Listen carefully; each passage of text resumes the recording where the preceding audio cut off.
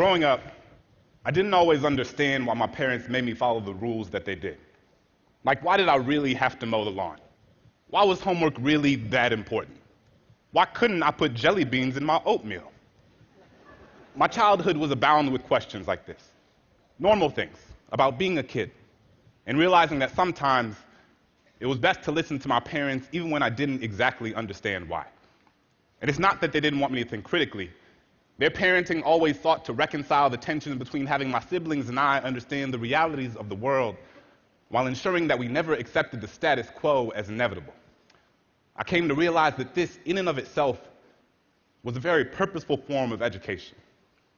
One of my favorite educators, Brazilian author and scholar Paulo Freire, speaks quite explicitly about the need for education to be used as a tool for critical awakening and shared humanity. In his most famous book, Pedagogy of the Oppressed, he states, "No one can be authentically human while he prevents others from being so."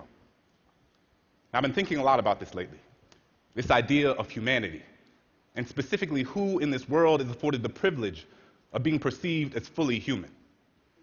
Over the course of the past several months, the world has watched as unarmed black men and women have had their lives taken at the hands of police and vigilante. These events and all that has transpired after them have brought me back to my own childhood and the decisions that my parents made about raising a black boy in America that growing up I didn't always understand in the way that I do now.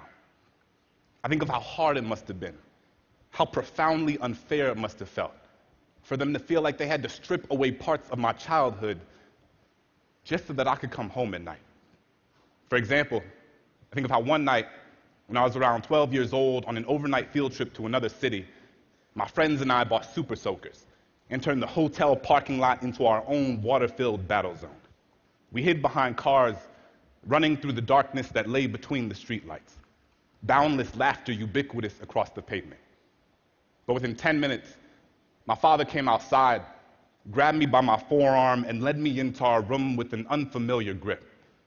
Before I could say anything, tell him how foolish he had made me look in front of my friends, he derided me for being so naive, looked me in the eye, fear consuming his face, and said, "Son, I'm sorry, but you can't act the same as your white friends. You can't pretend to shoot guns. You can't run around in the dark. You can't hide behind anything other than your own teeth." I know now how scared he must have been, how easily I could have fallen into the empty of the night, that some man would mistake this water for a good reason to wash all of this away. These are the sorts of messages I've been inundated with my entire life. Always keep your hands where they can see them. Don't move too quickly. Take off your hood when the sun goes down. My parents raised me and my siblings in an armor of advice, an ocean of alarm bells so someone wouldn't steal the breath from our lungs, so that they wouldn't make a memory of this skin, so that we could be kids, not casket or concrete. And it's not because they thought it would make us better than anyone else. It's simply because they wanted to keep us alive. All of my black friends were raised with the same message, the talk given to us when we became old enough to be mistaken for a nail ready to be hammered to the ground, when people made our melanin synonymous with something to be feared. But what does it do to a child to grow up knowing that you cannot simply be a child, that the whims of adolescence are too dangerous for your breath, that you cannot simply be curious, that you are not afforded the luxury of making a mistake, that someone's implicit bias might be the reason you don't wake up in the morning? But this cannot be what defines us, because we had parents who raised us to understand that our bodies weren't meant for the backside of a bullet, but for flying kites and jumping rope and laughing until our stomachs burst. We had teachers who taught us how to raise our hands in class and not just to signal surrender, and that the only thing we should give up is the idea that we aren't worthy of this world. So when we say that Black lives matter, it's not because others don't. It's simply because we must affirm that we are worthy of existing without fear, when so many things tell us we are not. I want to live in a world where my son will not be presumed guilty the moment he is born, where a toy in his hand isn't mistaken for anything other than a toy.